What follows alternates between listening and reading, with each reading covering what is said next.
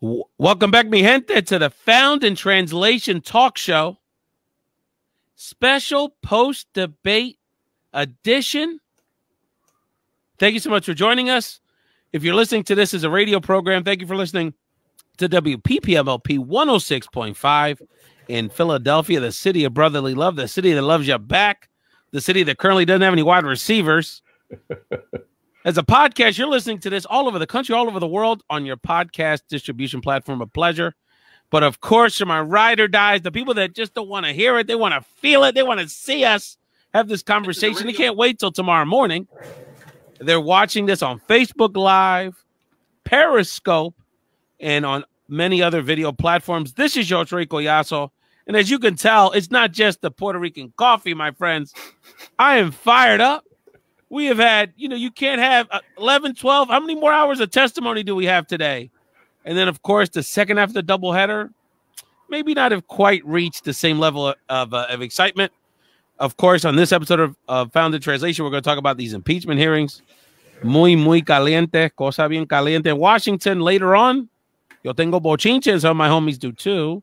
But first, we got to talk about this presidential debate that just ended moments ago. I don't even know if it's still over, but we had to get rolling. It's late on the East Coast. Let's bring into this conversation my producer, compadre, and co-host on these post-debate specials, and the host and founder of the Que Lo Que podcast, Mangu for Your Soul, no question about it, Elbert Garcia. LB in the building. Ray, it's good to be here. Good to be. I know it's late night on the East Coast, but I want to say what's up to my West Coast folks. I also want to give a special shout out to on this Trans Remembrance Day.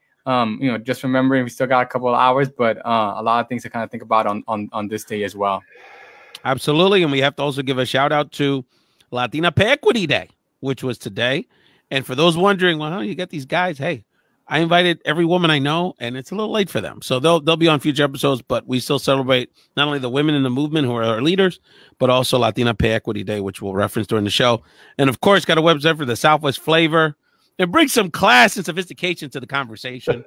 We need to bring that back in our politics. The founder and host of Vanguardia America, James Garcia. Welcome back, brother. Hey, thanks for having me on. Thanks for staying up late for me so that we can talk tonight about everything that's happening around the country. I'll tell you what, LB, if you're gonna get any stocking stuffers for me this Christmas, please give me any audiobook that James narrates. I just want to hear his voice for hours and hours. Thank you so much for joining us again. You can continue the conversation with us. Thank you so much for Facebook Live. LB, let people know before we get into so much to discuss today and tonight, how they can get engaged in this conversation on chat and also on video. On video, folks, just follow the stream, the link that I'm putting in on the screen right now. I'll also put it down in the comment section as well. Just click on the StreamYard link and you'll pop in and we can have you up on screen there. Or if not, just add your comments down here. We'll flash them on the screen. Questions or answers. If it's late, maybe the baby's sleeping, maybe your honey's sleeping, but you still want to participate. Type in those questions in the comment section there on our Facebook, or tweet them out, and we'll make sure to put them on the screen.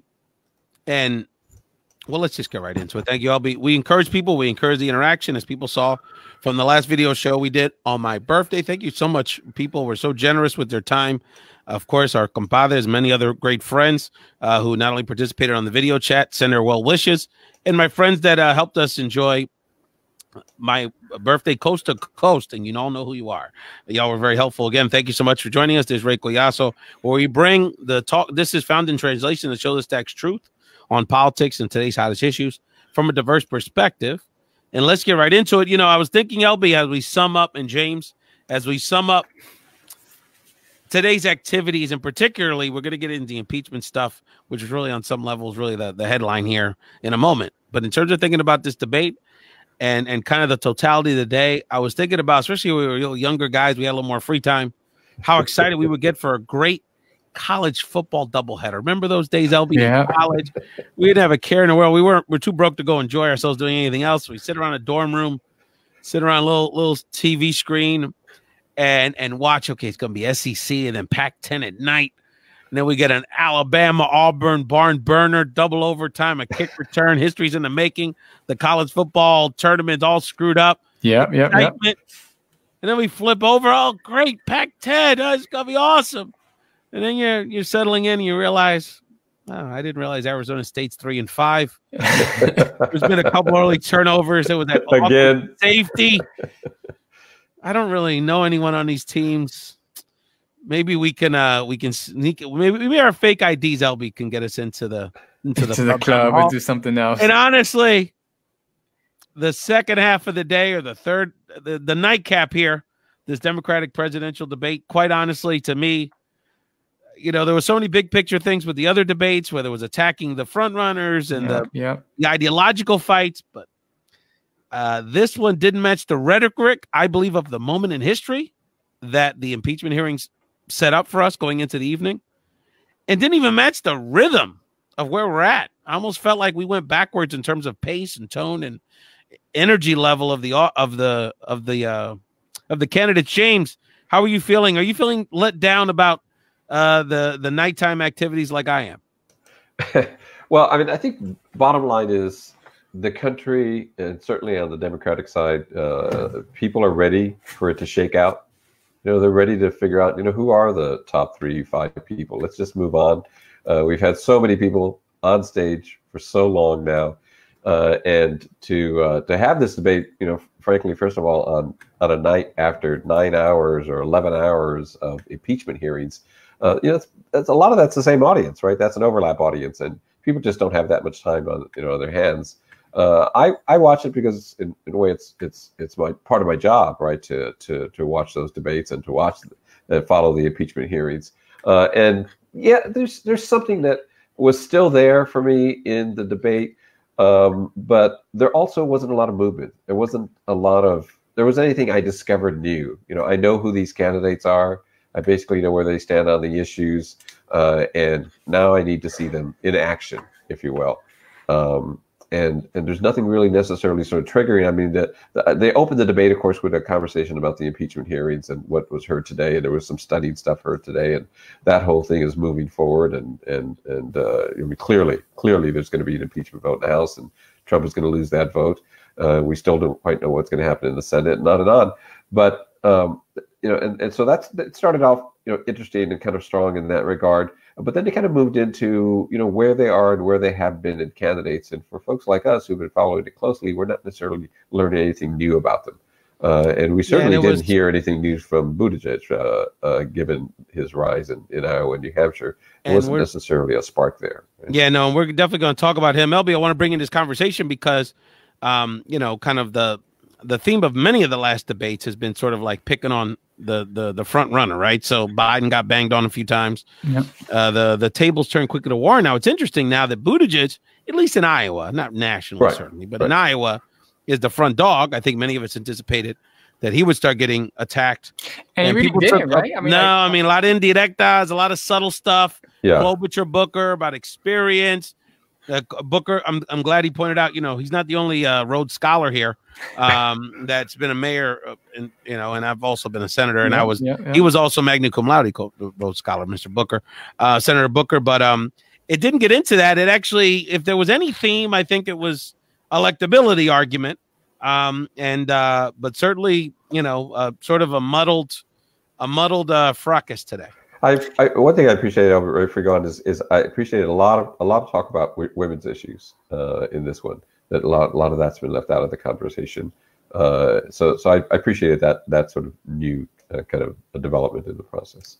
Yeah, and I think they also got into talking a little bit about they talked about climate change. I think they try to focus a little bit on the issues in terms of there. But I think in many ways, and maybe they were trying to vibe up of the days or the weeks of the news. And so I think they were it seemed to me that they were more united on trying to attack the president or trying to differentiate themselves, from the president. But, it just seemed like that was a strategy that kind of just fell a little flat, partly because, well, that's the expectation, right? We expect all these Democrats to be against the president, the president's policies, right? And so I think we've heard that, and I really do think, Ray, that on the day of these impeachment hearings, I think the country or voters wanted to know, where are you taking this? Who is the leader that's going to be taking this? How do we want to lead this country? And how are you not going to just tell me about the issues, but tell me like a solution? Look, everyone knows that the solutions have to be practical, right? Like, I mean, these Democrats getting in, trying to like the left versus centrist. I mean, like anyone who's an elected official knows that like it doesn't take 2 days to pass a law, right? Like we know this, right? We know these things. Don't tell us what we know. Tell us, give us a little more energy, both in your style, but also just in terms of your policy. And I didn't get that today. No, but and I think if anything, the more I think about it, I think we're probably being kind about it, frankly, because when I think about great stand-up comedians, and I remember when Eddie Murphy would go on Arsenio Hall? I'm showing my age a little bit younger. I know I look younger than that. But one of the things that was so incredible about Eddie Murphy, and I'm glad he's actually going to do art and go on SNL and make things now again, but is that there would be moments. I don't know if y'all remember when Michael Jackson appeared on Arsenio Hall like as a surprise. And I remember Michael came and left, and Eddie Murphy captured the moment. He didn't get into a shtick thing. He was like, and it's just moments when the great leaders read the room, read the audience, and I think Obama at times was good at this, and others. We have to read the moment. Nobody captured the moment for me. Nobody turned it on tonight. Yeah. Give me a second. Yeah. No, you wanted what you needed. The country is rudderless right now. Even people that are even maybe, kind of 50-50 about Trump, they realize this is a mess on some level. And I think people that certainly were watched tonight wanted someone that captured the moment and someone that assured them that that not only kind of lead us in the future, but could capture the moment right now and synthesize how we're feeling and assure us that they could move forward. And then we quickly, Biden tried to get into that like very clunky political wide terms of, well, this shows why someone like me is the most electable. And I thought he came off very pompous. I think overall he did pretty well afterwards, frankly. But I think that's what was missing. They came off like politicians with a script when they didn't have the, I agree with that. Yeah. The gravitas to move forward and really tell it what we needed to hear tonight. Yeah. Rafael, I agree 100%. The way I would put it is that we know who these candidates are. We know where they stand. We've heard their stump speeches, and now we want to know which one of them is going to lead, right? We want who's going to separate themselves from the pack, and it doesn't necessarily have to be one person right now, but it has to whittle down. And I think people are tired of these debates where you've got 10 people and the time is so divvied up that it's really hard to get a grasp of their leadership skills. And so I think what people are looking for now is that in the next debate, please don't bring 10 people, right? Give us the top 5, give us the top 3 or 4, and let them have at it, and let's see how it shakes out into terms of who can really stand on their feet, go toe to toe, and bring us solutions. And to your point, bring us solutions at a time when we know we don't have someone leading in the White House, and that this person is probably headed for impeachment, and if with any luck, indictment after he's kicked out of office. Who's going to lead? Who's going to fill that void and take us to a new level? Okay, and I'll say this, James, that watching tonight, if I would, I think you're many people are going to walk away disappointed, saying, I don't think any of these people are for this, or I didn't see enough from them.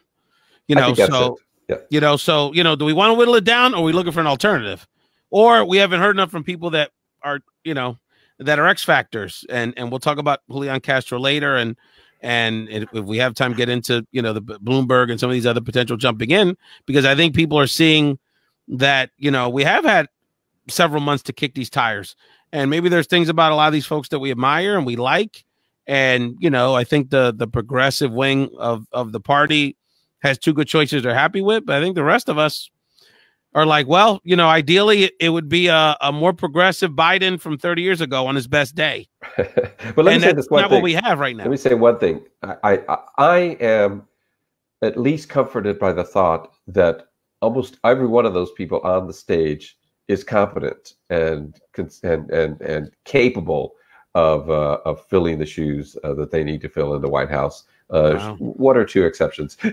Interesting, but again, I go back to it. Listen to the word you just said, and you're a man of words. You're a scribe.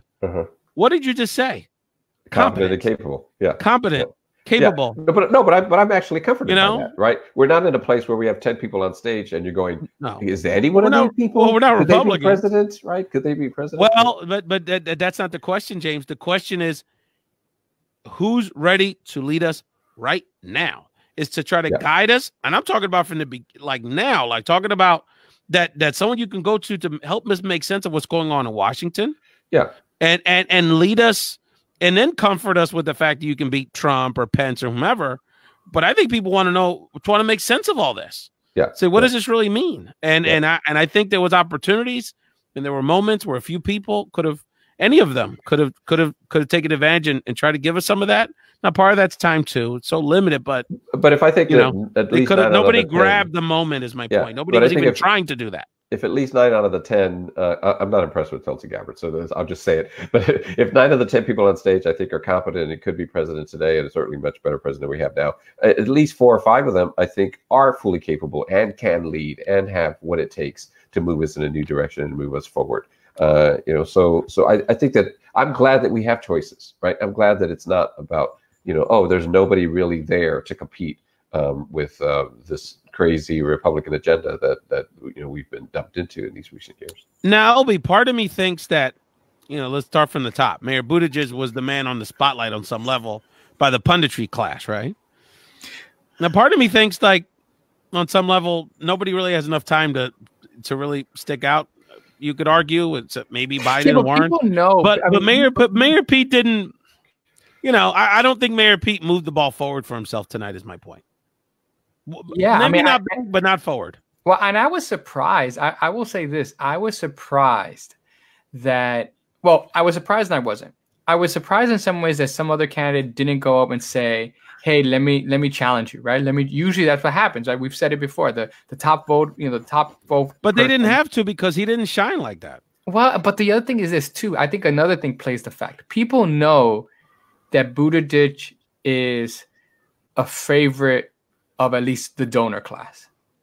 And I think that I want to say that I think that part of it is that people didn't want to show division today, and they certainly didn't want to show division in front of the donor class. And that I mean, that's how I took it, right? Because my thing is look, man, and again, we're and we're in Atlanta. You would think that with his poor record with the Black community, that would be something that would that someone could have pushed that button there, and yet they didn't. Right now, people could say that could have backfired, but still, I'm a little surprised by that. But do you feel outside of that attack piece? Do you agree with me that he was fine? He did his talking points, but again, didn't really rise to establish more of a front runner A-list. Yeah, no, I final agree. 2 or 3 status. And I thought it was the talking points. And I would say what I'm saying.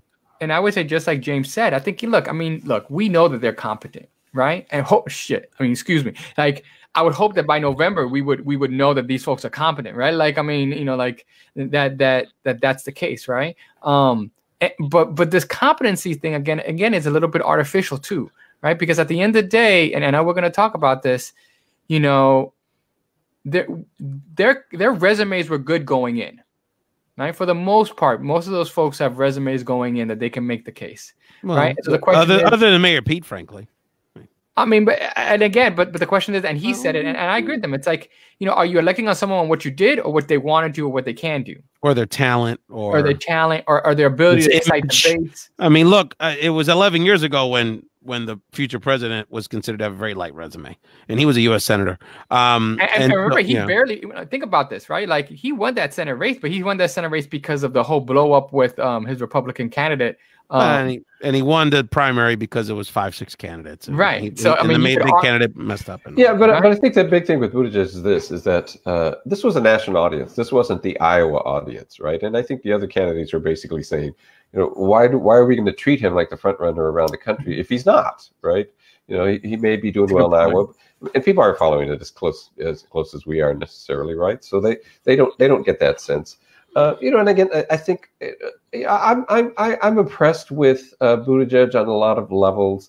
But I just ultimately, I just can't help but feel like, some of this is sort of the same old in the sense that, oh, it's another white guy. Yes, it's a gay white man in America, and that's new, and that's groundbreaking. But it's also another white guy. Yeah, well, and, are we just gonna keep going there and going there and going there? It's just, Democrats love the law professors. I mean, this is I look, obviously the diversity with being LGBT is a factor with this whole situation, and being extraordinarily young, and he's got this unique background with the military thing, but part of it is this is Clinton, Obama, smart, smooth, got all the right answers. The donor class, to your point, LB, the donor class loves them. The intellectual class loves them. A lot of the corporate Democrats he's their plan B if Biden implodes, because they don't want Warren and Bernie messing with their tax money. So, I mean, but that being said, he was there, but I don't think he moved the ball forward. Warren, James, I'll give her points today because, and we'll talk about the person that was missing from the stage, who usually was the one that kind of brought this to the table.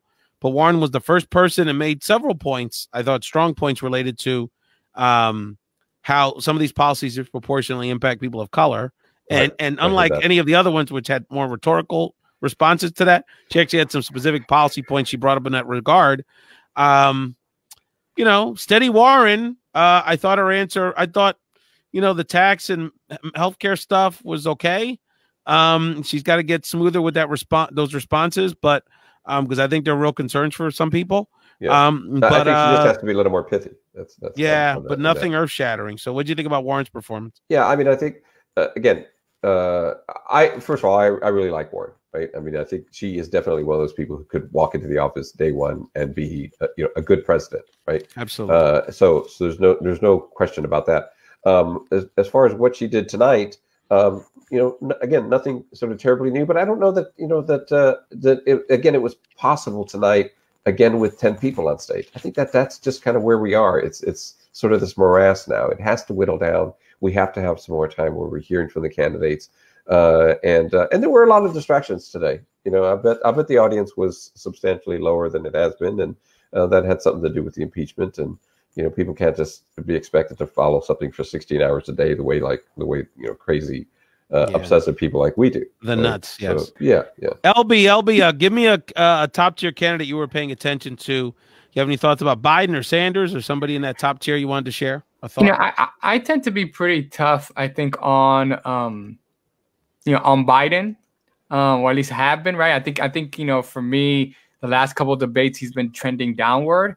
I thought he was, I thought he stabilized, right? I thought he stabilized. I thought he was, except in the middle, he was very good. In the beginning and the end, I don't know if y'all saw the comment where he was talking about addressing sexual assault on college campuses. Yeah. And he said, we gotta punch at it until we get it done.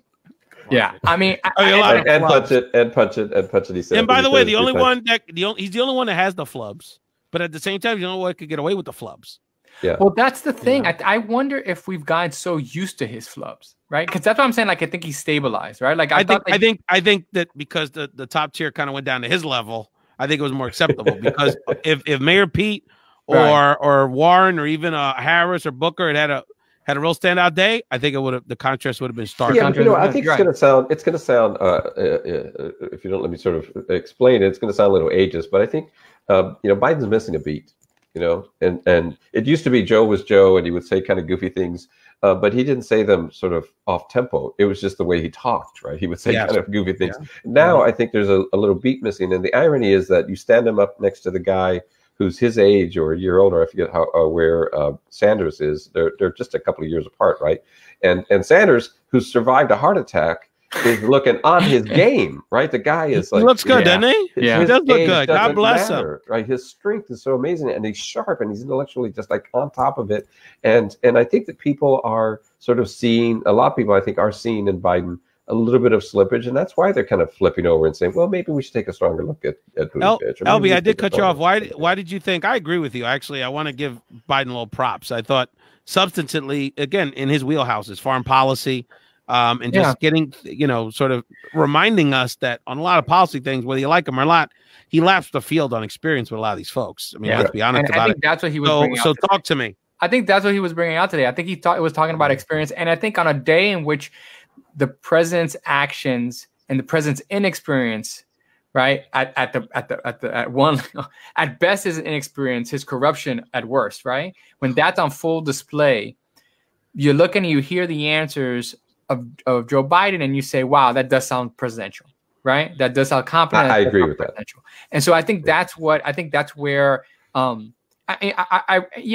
you're right that people didn't knock it out the park, but I really do think like he stabilized. Yes, his flub-ups were his flub-ups. There wasn't anything more. I mean, the comment I think towards the end when he was talking about, I have the support of the only black woman elected or the first black woman elected, and Kamala said only. He said only. I think first, yeah. Like that. I was like, oh man, only first full after. Right. Well, but here's the thing with Biden. Biden, I think, could walk into that office and be a very good president, right? But there is a little bit of a question: can he be a good president for the next 8 years? And it shouldn't be re-election shouldn't be automatic. But I would think that given everything that we've been through, given the destruction that we know Trump has reaped in the bureaucracy and government and foreign policy, that we need someone who can be there for 8 years just to start to repair the damage. And someone strong James, I'm going and to add powerful something and else. inspirational. James, I'm going to add something else too, because I think it's not just about, and especially I think for progressive folks, it's not just about who's a good president, but who's going to lead the administration that we need. And I think that's the other question when it comes to Joe, that if Joe comes in as just like, hey, I'm coming in I'm just trying to think, who would be Joe's, Secretary of State? Who would be Joe's Attorney General? Who would he be picking? And would he be able not to manage them, but to lead them? Yeah, but to the point of, so let's look at this from a general election, like managing the office of president day to day. Y'all are absolutely right.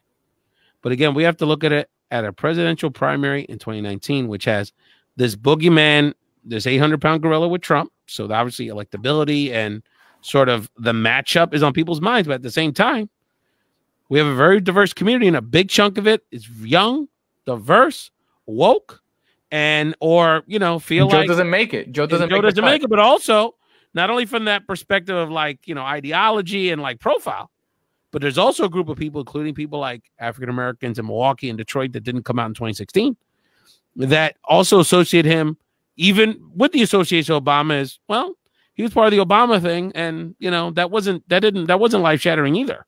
So so there's got to be a, and again, I go back to what we're looking for now, and I think what we're looking for is strength, though. Strength. I mean, somebody who can say, I have the power and intellect both to lead us for the next several years, and to start to address climate change on a global stage, and to start to fix the incredible damage that's been done in North Korea and the Middle East and with China and on and on. I mean, the challenges are enormous. They're always enormous for a president, but they've been made so much worse by the damage that Trump has done to this country here, domestically and internationally. We want a leader. We want a leader. LB, any of the other candidates you have any thoughts on in terms of their performance, people you were looking at? I thought Corey was good. Corey's always good. Corey's always good. And I thought his repartee with he had a couple moments where he was back and forth with Warren and others where I thought he held his own. I think Corey had a good night. I wanted to hear, put it this way, we've had, and people, the loyal Founders Translation crew knows, hey, we got a lot of love for Corey. I was just invited to one of his people's affairs in Atlantic City yesterday. I couldn't make it. But we know him. I mean, we know the guy. We know his team. But we've been critical of him because we could do better. So I thought he had a good night. I think he had a good night. This was a night that I came away with. I wanted to hear more from Corey, which I think for Corey's a good night. I think he had a good night. I wasn't, it's interesting because I think Klobuchar has been one of these folks that I think has, as the debates have gone on, I think she's gotten stronger. And again, I don't think she knocked it necessarily out the park, but I think, I thought that, not that I didn't think that she didn't deserve to be on stage, but I thought that it made sense. I mean, I think a lot of it, look, I mean, James brings up a good point in terms of look, we've done the multi-candidate, debate stage before. I'm curious as to at this stage, what is it that you need, right? And I think you're right. I think people have to ask does not only does the field need to get smaller, but how can you flip the format so that we can get a chance to see what these folks are made about, right? And I think what it is that I think this is where we're living in an age where people want engagement and interaction, and the old debate formula is falling short when you're doing more than 3 or 4 or 5 or 6. Yeah, but we're facing something, dealing with something that the Democratic Party has never had to deal with before. 20-something candidates, right? We started out with, but by now, and certainly by January, we shouldn't be at a place where people are going, "Oh, is that person still in the race?" Or who's that? I don't even know who that is, right? And that's still Wayne happening. Messam left the race today. That's still happening. One of your mayors in South Florida. There are people who are thinking of jumping in. Pour one out for Wayne. There are people thinking of jumping into the race. To me, and again, I think that's what's interesting, right? That to me is what's interesting in terms of that. And I'm just saying, like, if I'm a Democratic voter, I tune in, to these debates, and I feel like, okay, I'm going home, right? Like, I'm going to my political home. I'm going to my ideological home. I want to hear my candidate and who's going to do. And what I'm increasingly kind of frustrated is that, like, these debates ultimately aren't giving me any of that, right? Like and maybe it's because we're getting closer to Iowa. I'm thinking of caucuses and things like that. But I'm just saying, like, like, how many times are these questions going to be asked? Like, was there anything new that was asked today aside from, like, but most people don't. To James's point earlier, most people don't watch it like us. There's people that just started, that watched them for the first time. There's people that couldn't name 10 of those 10 people if you didn't have their placards on it. They know 2 or 3. Look, half of the Iowa electorate hasn't made their decision yet. 2/3, I thought it was even more than that. Yeah, and that's the people that, literally everyone gets a doorknob in Iowa. What I'm saying is that it feels like that for us, but for most people it doesn't. And for most people, they believe me, there was many people that turned it on today and said, "Who's that Asian guy?" Or "Who's the rich guy? What's up with that guy's tie?" Or is she Puerto Rican? The one with the white suit? I mean, like, that's just the reality of it. So I think we have to be, we have to put that in perspective. And that's what makes, I think, having Julian not on stage even worse. Well, let's talk about Julian since you got to it. Let's talk about Julian. For those that didn't see him there, was wondering, he is still in the race, like another 10 people that we're probably never going to talk about again. Michael Bennett, another senator. Steve Bullock's still in the race technically, but Julian did not quite make the threshold. I'm depending on you, Rafael, to remind me who's still in the race, because there are so many of them, right? But Joe Sestak, one of my former congressmen, is still in the race. Here's the thing: is that this is the party de facto, of course, that's a party of the people, in the sense that it's representative of the country. That's, you don't have to be a Democrat. If you just look at it honestly, that's the case, right? And that, you would hope that you would see that on stage. And it is unfortunate, it's tragic, it's sad, whatever you want to call it, that there is no longer a Latino on stage, right? There's no one who, in some way, shape, or form, is speaking from that block. Right. But beyond the Latino part, and we talked about this in our pregame, is that I was struck by 30-40 minutes in, maybe there was one Warren reference early, but that there hadn't been a substantive discussion about the disproportionate impact of these policy issues from a diverse perspective and how it impacts Blacks and Latinos. And it occurred to me, Julian's not there to bring it up. Yeah. So or that was missing. the civil rights. The civil rights lens, outside of the Latino lens, right? The Latino piece was minimal today, period. Is that Julian was the one that was talking about, and I always give him love for this. He brings up Sandra Bland. He brings up housing issues. He brings up, he talks about visiting brothers incarcerated. But was immigration talked at all? At the very end, as we were preparing for the show. Yeah. And again, it's one of those things. It's one of those things that you and I think we all agree that shouldn't take over the whole conversation, but it should be there in every single debate, because here we are we're having a conversation about what's going on with impeachment today, and while we're talking about impeachment, we see just a couple of days ago an attack by the Republicans on an immigrant, right? Who a lieutenant colonel who happens to be an immigrant, and part of the claim against him of why he's untrustworthy, that he's an immigrant.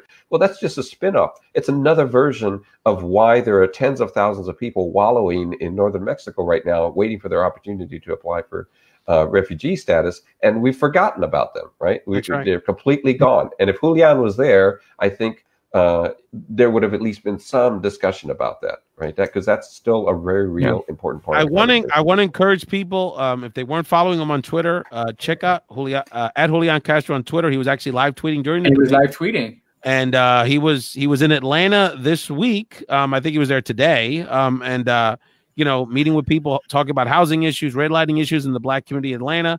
I'll just read a couple quick tweets from him. Finally, a housing question. Wonder who could have answered that one as the former secretary. And then the last one is a quick reminder that poor, working class, Black, Brown, and Indigenous communities are the first and most greatly impacted by climate change. So check out hashtag Julian Debate for that coverage. But and again, we've talked about it. Julian has been the most surprising one of the figures that's come out of this, how strong he's run. Elbert, any other thoughts about these candidates before we move on to the impeachment conversation? I'm on this thing that kind of James was kind of saying, like, how would we, like, what's the fair way of and understanding your point that even though we've heard it 3 times, it's someone else's first time. Even when you have the national debates, right? They switch formats, they do different things, right? Like they try to kind of make it there. And I think this, if the Democrats are indeed the big tent party, even if they are indeed the fact that they are trying to really listen to the diversity of not just the opinions, but of the cultures that are there, then I think what these same as debates say is that they don't really have a grasp on that, which I think we know, right? Like they don't really have a grasp of how to like engage folks, right? What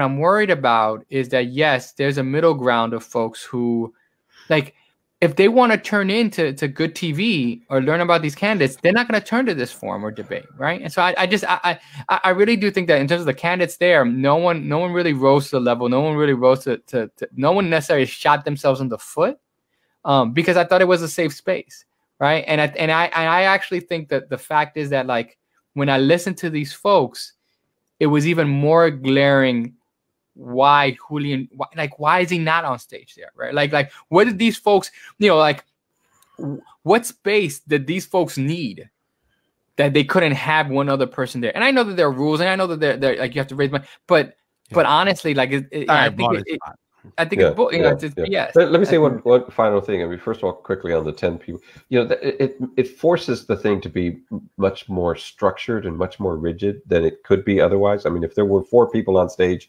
then you would hear some real conversations. You'd hear some real arguing. You'd hear a lot more back and forth. And that would. By the way, I thought the group was funny tonight. I thought their zingers.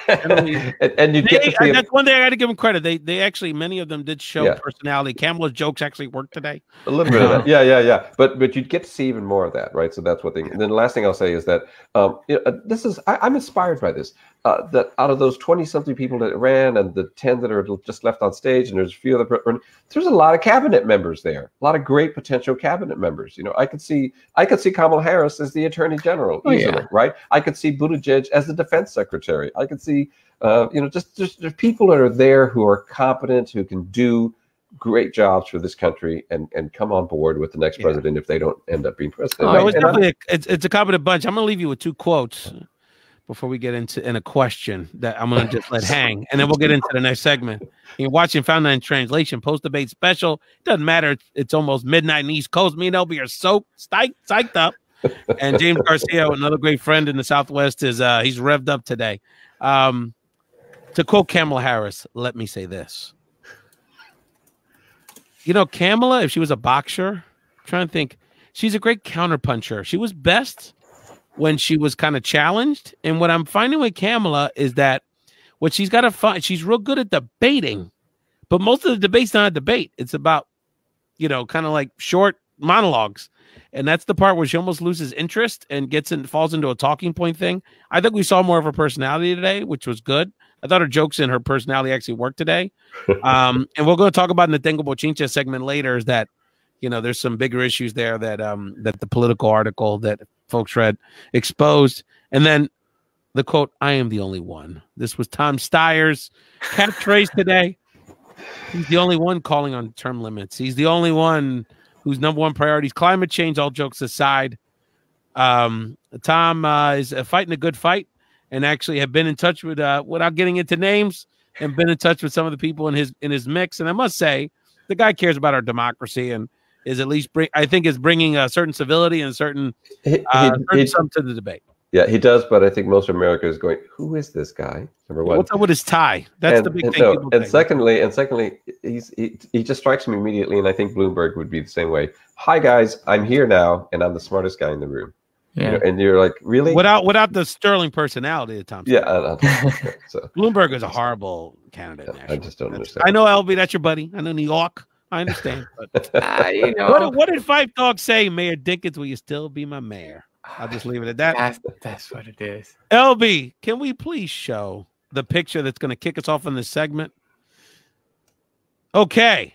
So, LB, do you want to help us analyze what this picture?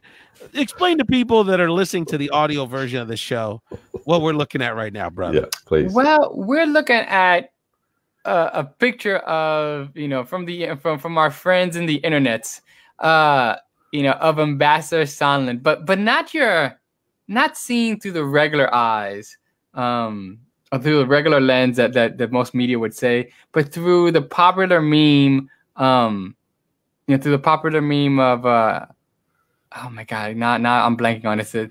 It's Gordon Sondland, America's new hero. With a Tekashi 6'9". Is he the newest Avenger? Is this what he Yes. He's got the Tekashi 6'9" tats and wild hairstyle, because for the youngins, we know that if you need someone that needs a snitch on the whole squad, you go to Tekashi. And that is what our intrepid foreign diplomat, Ambassador Gordon Sondland, did today in a rousing impeachment hearing. He basically recanted much of his testimony that he's given in depositions and in follow-up. Oh, my bad, I forgot this and that in written testimony. And in his third bite at the apple, shared with us that he confirmed that it actually was a pro quo, and basically implicated the entire senior leadership of this administration, from Mulvaney, Pompeo, Perry. The list goes on and on. Of course, President Trump. James, let's talk about this guy, okay? So here's my read on this guy. Don't hate on a bald man. Here's my read. First of all, we're very inclusive here on Found in Translation. Yeah, that has nothing to do with him being bald. Man, guys with a cough like James always trying to hate. Man embodies everything that is wrong with the Trump administration. He seeds corruption, right? And he tried to come off today as, hey, I'm brave and I'm courageous and I'm going to challenge President Trump and I'm going to tell you everything that I know as honestly as I possibly can, and I'm going to throw a lot of people under the bus and they all deserve it. But in reality, what we're talking about is a man who coughed up $1 million, bought an office, as EU ambassador, with no qualifications whatsoever for it, gets caught with his hand in the same cookie jar that Trump is sharing with him, and now he's trying to figure out a way to save his ass and not go to prison. That's who he is. That's who that guy is, right? He's way out of his league, and he's just he seeds corruption, right? And I'm glad he said what he said today, because it's helpful to the prosecution, if you will. But there's nothing to applaud this guy for. LB, in the streets. What did my brother text me earlier? He said, there are good. Sometimes there's a good snitch. And we, even though he's a sleazy guy on the streets, that's your streets. Sometimes once in a while you need a good snitch. You know? And LB, we know this guy's a slime ball, but right now he's our slime ball. And we're hoping to knock out every Republican argument of not having firsthand information, not having quid pro quo, and everything else. But the question remains: will that change the hearts and minds of the Republicans in the Senate? Because that's ultimately what this is about. Maybe I'm just a skeptical kind of guy who's been in the Miami Heat for way too long. But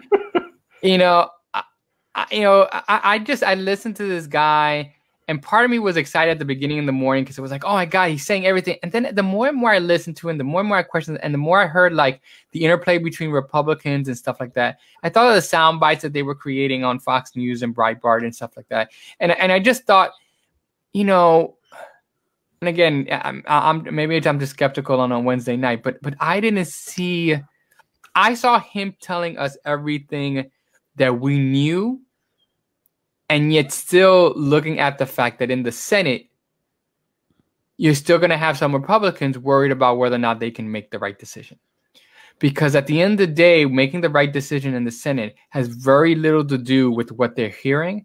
It has everything to do whether or not what they're going to say when they go back home.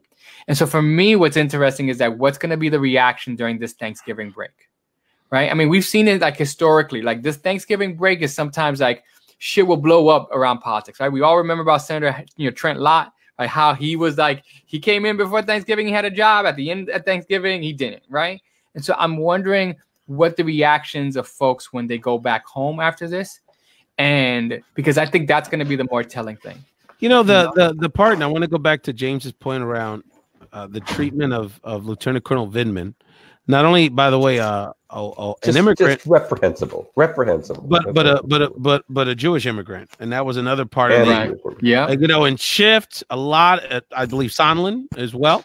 A lot of the critiques and a lot of the bashing that's happening from Trump. There's also a lot of subtle anti-Semitism in those tropes and in the language, but the you know, I almost feel like if this doesn't. I mean, you know, this cult of personality around Trump is so based on, you know, one of the images or the identities is around this fealty to the military and this almost like, you know, this obedience to the military and obedience to law enforcement. And, you know, I mean, Colin Kaepernick, we can't even kneel on the ground because, you know, like there's all, but then at the same time, this guy who treats people in the military worse than this guy, you know, from what's going on in Syria on a policy level, what happened in Ukraine, to how people like, Vindman got treated. So my question to you, James, is can that penetrate more? So obviously Sondland, to your point, is confirming what we all, if you had any common sense, paid any attention, we already kind of knew. But the treatment of Vindman, and this is now it's coming from the official White House Twitter, not just the president's personal Twitter. I mean, we're getting official insulting. Well, but it goes back. Is the general population following this, you know, start to finish? No, they're not, right?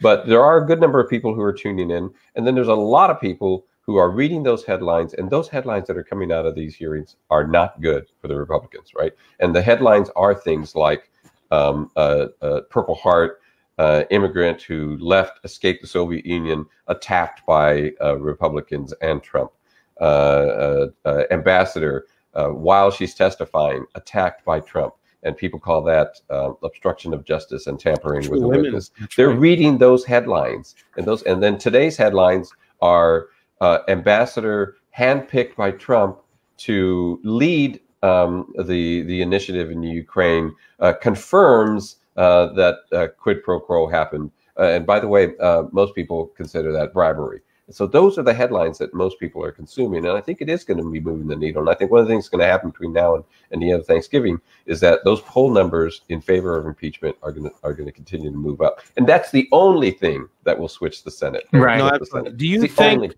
And LB, do you think either? And James, you ever thought about this? You know, part of the mainstream's, you know, hypothesis is that, you know, could a Bolton, if he were to speak. Someone that has a lot of credit in sort of the conservative media world and just is going to, you know, would obviously have some firsthand knowledge and would bring a different level of gravitas to the situation, is somehow getting a Pompeo or a Mulvaney or a Giuliani. Would it take something like that to get them on the record? And look, they're all going to CYA, right? So on some level, you know, some would argue Roger Stone's conviction the other day in Florida was as impactful on Sondland not pleading the fifth or getting the information that we've gotten the last few days. So my question is, do you think are there any other characters that can move the needle, or is it just going to be the steady drip of people understanding, you know, just how harmful this man is? I'm going to go on a limb and say the character that we haven't seen weigh in is the Supreme Court. Right? And I'm going to say that because of the Supreme Court's earlier decision this week to not force the Trump to hand over his taxes says a lot about the ability of the Trump administration to basically to stand up against these subpoenas. I think, and I don't know what's the timetable. The Supreme Court has to in the next couple of weeks decide that tax situation. I think, and I think if they decide that, how they decide that will have a huge impact on whether or not these other folks actually are subpoenaed. Because at the end of the day, what is stopping what the Trump administration has in its back pocket, or at least they believe, is the fact that they don't have to answer all these subpoenas. They can fight a fight both on the media side and on the legal side on these subpoenas. Once that subpoena issue is dealt with, and it's got to be dealt with before the end of the year, right? Because I do think that Democrats are looking at something that has to end by the end of the year, right? I don't think you can go into Iowa and have this impeachment, at least in the House, still hanging over people's heads, right?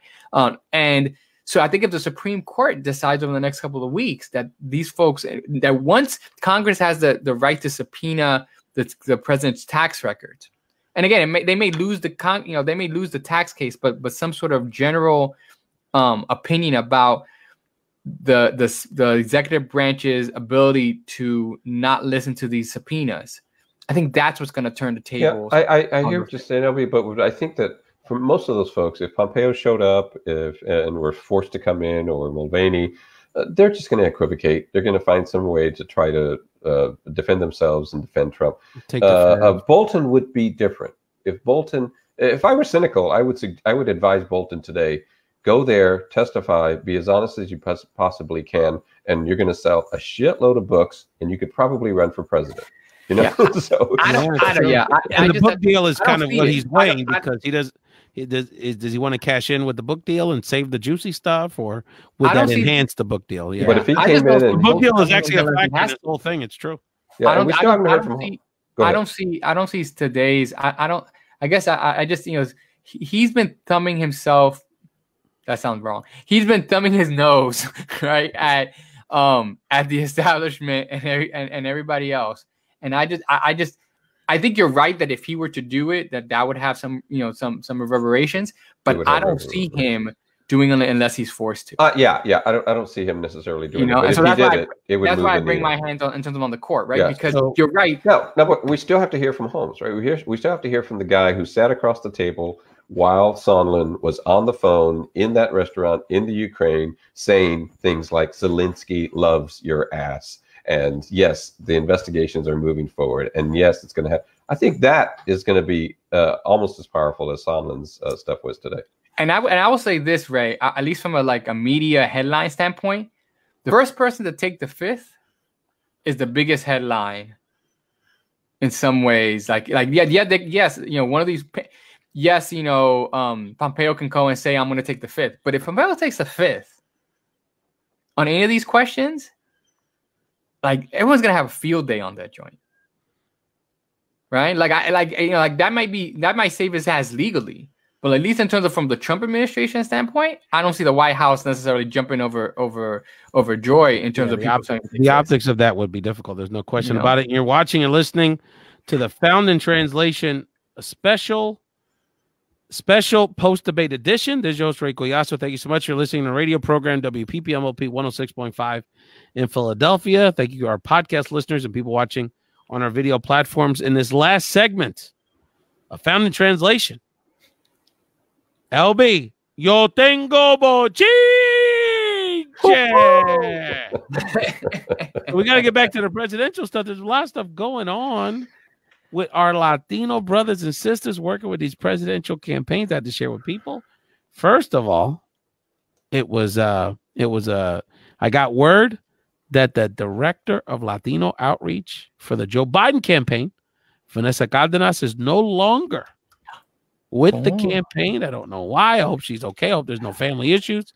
I don't have any information as to the why, but I thought that was interesting, and the fact that it's a little last minute. Not the best timing for this is notable. The other thing, I don't know if people saw the Political article about why Senator Harris's campaign seems to be in disarray.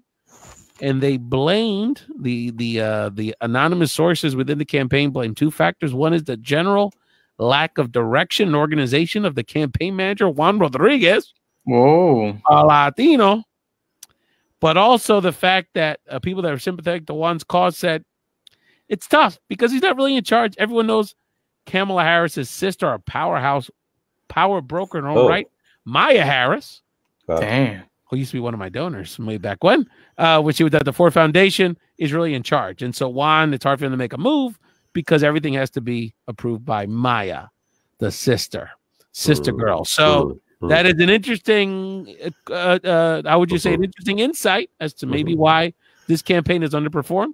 And the last one is good news. LB, our very good friend, Tomas Kennedy, announced today on Facebook that he's going to be officially joining the Senator Bernie Sanders campaign. Much respect to Tomas. And I must say, Bernie Sanders has a fantastic group of Latinos and Latinas working for him. So the hits keep on coming for Bernie. Got to give him props for the. For those who don't know, Tomas, tell us about Tomas. LB, tell us about Tomas Kennedy. Tomas is currently the political director for the Florida Immigrant Coalition. And he's been, in terms of Florida politics and Florida grassroots organizing, he cut his chops with SEIU. He's been ad flick for a bunch of years. And he's also involved with the local socialist, Democratic Socialist organization down here. But just a really, really good guy. At one point, an undocumented immigrant who basically, at some point legalized his status. And he's got, I think, he's finishing up his MPA, which folks might not know, at least some sort of graduate degree too. Real good guy, and really has been organizing really well. A woke Argentinian, so yeah. Well, I forget.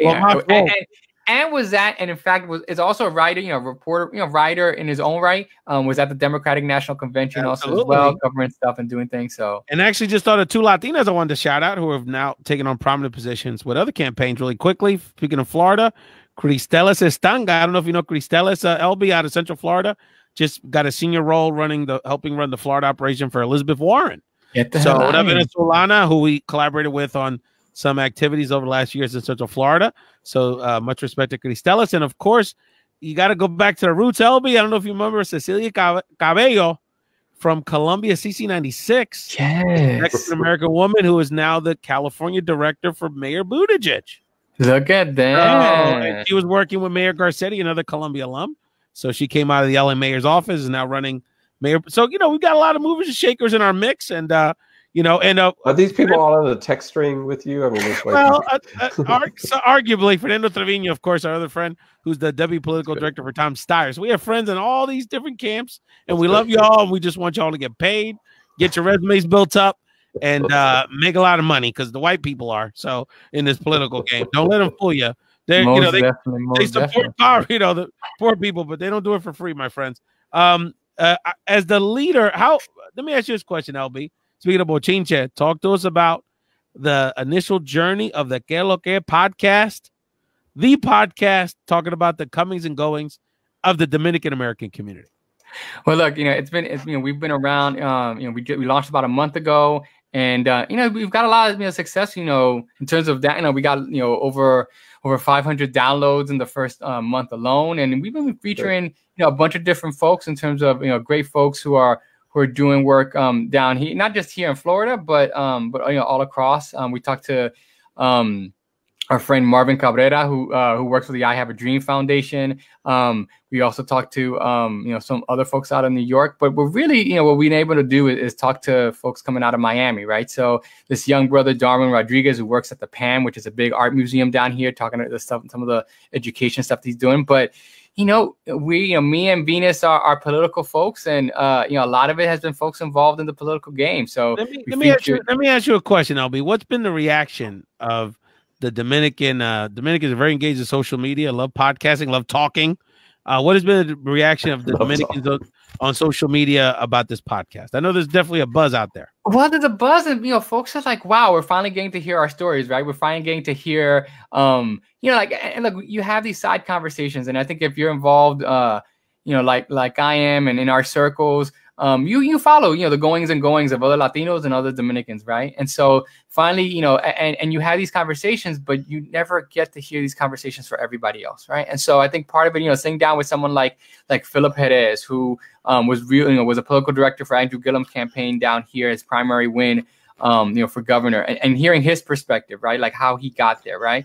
And hearing it, and just him talk about the intersectionality, being both Dominican in terms of Latino, but also that kind of intersection between also in terms of our connection with our African American brothers and sisters, right? The fact that Dominicans can walk into certain circles that other Latinos can't, right? And what that responsibility looks like, right? And so just to be able to have a space to have those conversations, or even today we did an interview that hasn't yet aired with Claudia Cruz, who's a professor of journalism out in the University of Nevada, Las Vegas, right? She's actually heads their kind of internship program, right? And how she was talking about her memories of, her mom making Morir Soñando with Sunny Delight, right? Like in the 80s, right? Like nice. And just that conversation, right? Chalky.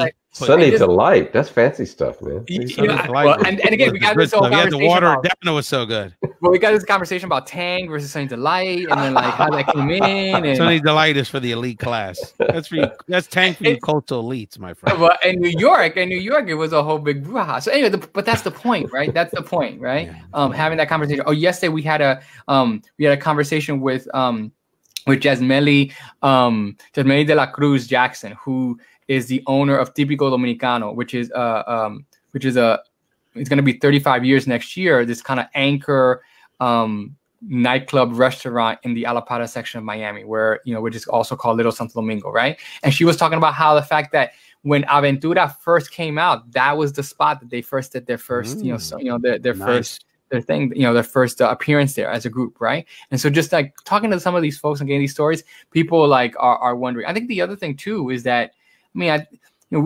grew up, I grew up in New York. Ray, you spent a lot of time in New York. Dominicans are accepted there, but in other places around the country, people still are wondering who is the only thing they know about Dominicans are baseball, and then there was a bunch of people that were dying this summer, and maybe they're black folk who speak Spanish and hate Haitians, right? And so this is what people know about Dominicans. So having a space to actually discuss that and letting people get educated on it, people are really excited about that. Well, definitely check out the Que Lo Que podcast and all your podcast platforms. And I know you're going to be debuting the YouTube page shortly. James, give us the bochincha out in Arizona, brother. Well, so before I forget, I'm going to have to connect you with some Dominican folks here. No doubt. There's not a lot, but they have a festival. Does he play short or third? I forget. In Arizona, yeah. Anyway. But Arizona, no. A couple of things happened, right? We elected the only Latina mayor in the country in the top 50 cities, right? Regina, right? Girl. Yeah. And she's fantastic. Romero. I think she's mayor of Tucson, mayor-elect of Tucson. Mayor-elect of Tucson. She now, by the way, is the three largest cities in Arizona: Flagstaff, Phoenix, and Tucson. All have women mayors. And that's an interesting trend for Arizona. And then of course there's been a couple of elections recently of statewide elected officials who are women. So this state is kind of leaning purplish every day, more purplish every day that goes by, and I think there's going to be some really interesting things in the next round. Something that's coming up that I'm working on. We're coming up on the 10th anniversary of SB 1070. And so I'm going to be taking a journalistic look at that with a series of stories on my website, VanguardiaArizona.com. And I'm trying to work with a couple of national organizations to actually put out a report on the impact of 1070 on society, politics, and the economy. There's I won't go into great detail about this, but I think that 1070 in many ways, of course, created the monster that was Joe Arpaio, and Joe Arpaio was part of what created the monster that's Donald Trump. And in many ways, the country under the Trump administration is going through what we went through with 1070 10 years ago, right? And so I think I'm going to take a statewide look, but also kind of a national perspective. Well, definitely support Vanguardia Arizona and all of Elbert and James Garcia's projects. And I want to shout out really quickly people watching my watch party on Facebook: Roberto Genaro, Robert Julio, Ana Montañez, my Pasteles Connect, Alan Gordon from our Columbia days, and a great Mexican-American poet from Dallas. Joaquin Cihuatanejo, who's one of our homies. James, if you never connected Joaquin, we definitely have to. You guys definitely should collaborate. One of the best spoken word poets we have in this country. Oh, and thank you all so much for joining the Found in Translation post debate special. We could go on and on and on and on, and like a quiet storm. And when we have the coffee, and there's just so much going on in our community. But thank you so much for joining Found in Translation. Stay involved, y'all. Make your voice heard in this primary election cycle, because there's, as we've talked about, too many of our people don't know who these candidates are. And I would call to action, not that I've endorsed personally anybody yet, but I encourage everyone to make sure they're well informed about all the candidates, but particularly Julian Castro, Cory Booker, and Kamala Harris, because we're having this discussion around the diversity of the party, who can bring people together, who's qualified, who's competent. And I think those three people on some level have gotten a little bit of a short shift in this process. We've been critical of them on some level. We try to be fair to everybody. And I encourage you to get to know who they are, and let people know that they're in the mix, because just because they're not getting the same kind of love by the rules of the game and the mainstream media outlets doesn't mean they're not bringing as much to the table as any of the other major. And even if they don't get the nomination, they're going to be a presence in politics for a long time to come. No question about it. And they deserve to be power brokers. Julian deserves, whether or not obviously it's a long shot for him at this point, but he deserves to get he deserves to have national voice. Yeah. He deserves to get some delegates out of this process, so he could be a power broker in this. He and his teams. I mean, and that's the other thing too important, right? Because these campaigns also, people work on them. Right. They learn, they learn skills. They get jobs in the administration, like that. So his teams, these folks' teams, also deserve a shot. If I'm thinking about the Democratic Party, I'm looking at who's some of Julian's team, and I'm like, we're gonna need these folks in November, right? Like we're gonna need those folks. That's a given, right? And that's the conversation Julian continues to have. I think he said in a recent article, he said, well, if the Democrats aren't going to ride or die with minorities, why should we care about this? What the hell, I think is the phrase he made. Yeah. So so it goes back to that push and pull. So if you're going to need us in the fall, be respectful of our candidates that come from our communities and keep them in mind in this mix. James, thank you, brother. Always appreciate you. Of course, Elby, my father, a dear friend, and you guys always keep it funky. And thank you again for watching Found in Translation. Keep the conversation going on social media. Share this with your friends. Have them subscribe to our YouTube channel, our podcast. Support WPPMLP 106.5 Philadelphia, and have a wonderful day.